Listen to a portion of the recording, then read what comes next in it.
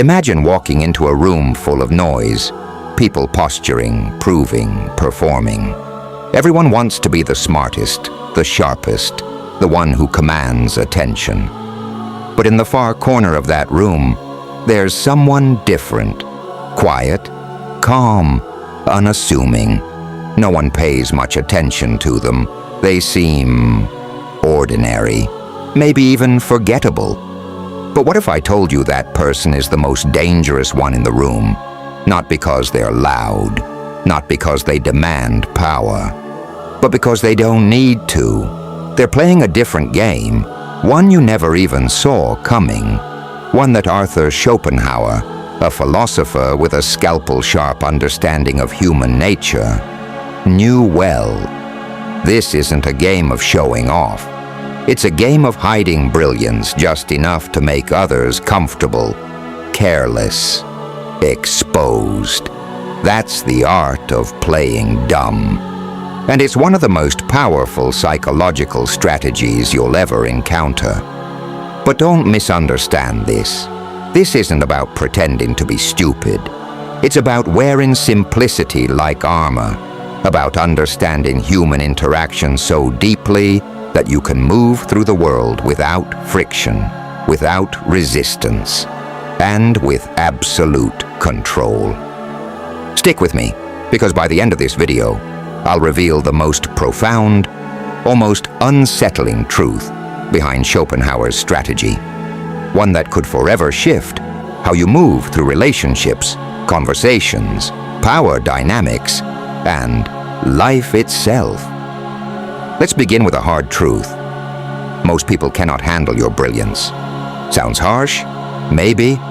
But let's be honest. Have you ever walked into a room and felt the energy shift the moment you said something insightful? The side glances, the silence, the sudden tension? That's not your imagination. That's ego. Human beings, especially fragile ones, don't take kindly to being outshined. It threatens their identity. It challenges their sense of control. And instead of admiration, what you often get is resistance. Schopenhauer understood this instinct. He saw that most people would rather feel right than be impressed. So he proposed something radical. Don't show them how smart you are. Let them think they're smarter. Let them feel like they're leading. Let them drop their guard, reveal their insecurities, expose their tactics, while you quietly observe, strategize, and prepare. Because the moment you show your hand, you give them the chance to prepare their defense.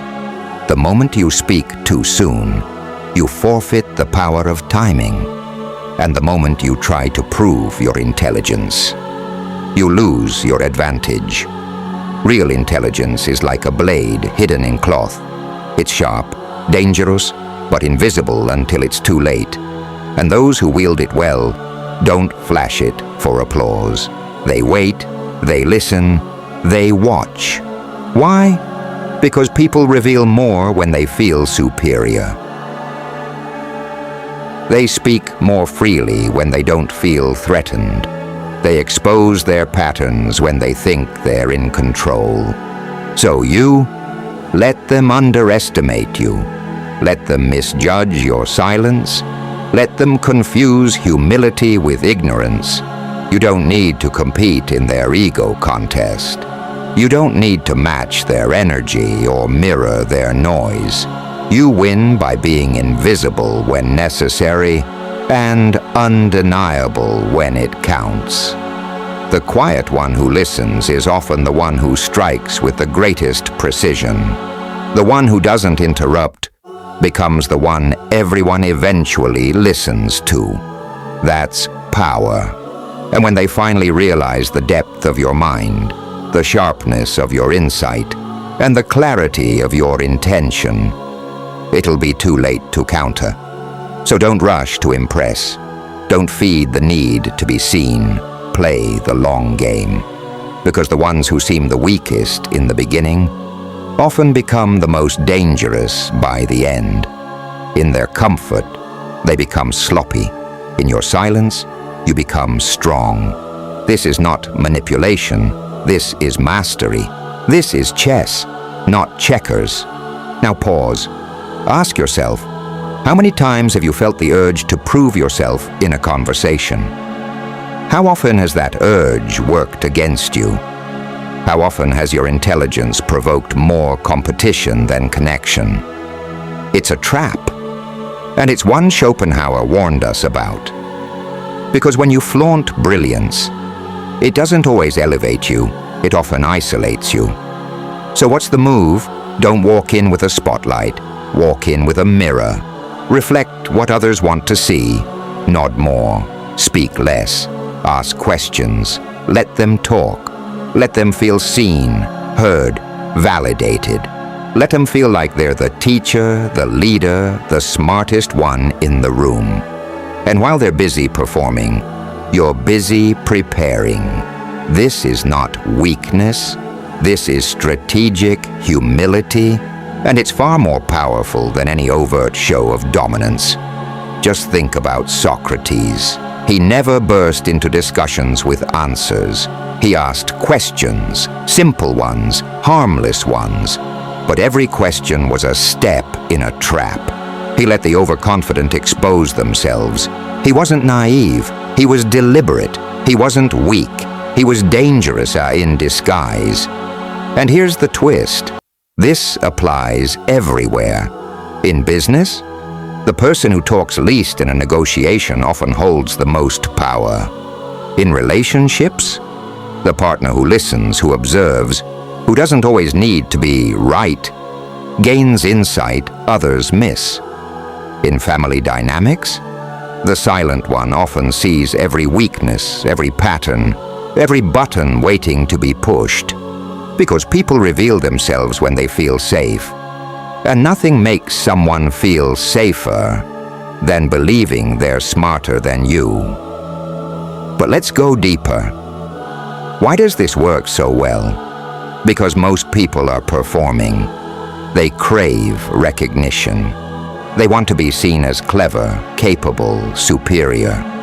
And when they think they are, they open up. They overshare. They expose the very thoughts they'd normally protect. That's the moment the quiet observer gains the advantage. And it's not just theory, it's history. Spies, diplomats, and kings have used this very strategy for centuries.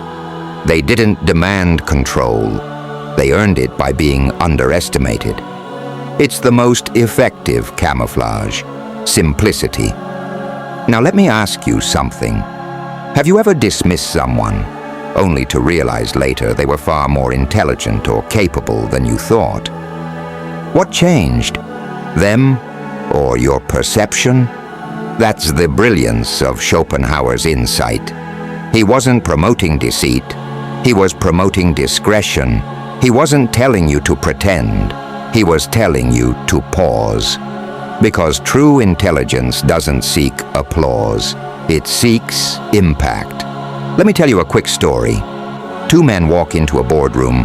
One starts talking immediately, confident, loud, full of ideas. He's the alpha. Or so it seems. The other, he watches, he listens, he nods. Everyone overlooks him. But by the end of the meeting, when the deal is slipping and tempers are high, the quiet man speaks up. One comment, sharp, targeted, unforgettable. And just like that, the room turns. Why? Because when you speak rarely, your words weigh more. This is the core of Schopenhauer's philosophy. Don't waste your strength trying to shine. Use it to see, to wait, to strike only when it counts. But here's where the real transformation happens. When this strategy becomes not just a tool, but a lifestyle. When you stop seeking validation and start seeking understanding. When you let go of the need to be seen and embrace the power of being invisible until it matters. The loudest person in the room often burns out the fastest. The quietest, they last, they learn, they lead, without even trying. because the ultimate intelligence hides in plain sight. So let me leave you with this. What if you stopped trying to win every conversation? What if you started letting others believe they were leading while you simply observed? What if you could influence the entire room without saying a word? That's not weakness, that's not passivity, that's real power. And Schopenhauer, he gave us the blueprint, a blueprint not for domination, but for influence, not for shouting to be heard, but for listening so deeply that others reveal everything without realizing it. Now the question is, will you use it? Because most people won't. Most people will keep chasing attention like it's oxygen. They'll keep arguing to prove a point, just to win a battle that doesn't even matter. They'll keep interrupting, defending, explaining, as if their value depends on being understood. But the one who truly understands himself doesn't need to be understood by anyone else. The one who finds peace in solitude no longer fears rejection in the crowd. The one who embraces silence no longer depends on the world to validate his thoughts. This is not about becoming cold or distant. It's about becoming precise, intentional, dangerous in the best way. Because silence, it's not an absence, it's a force. The man who can sit with his thoughts, walk alone without fear, and let go without resentment, he becomes the one thing the world cannot manipulate. He becomes unshakable. You want power? Start there. Start with silence. Let others talk endlessly to fill the void. You, fill it with depth. Let others rush to be seen. You, move with purpose. Let others react. You, respond only when it matters. Because in a world obsessed with noise, the one who masters silence rules.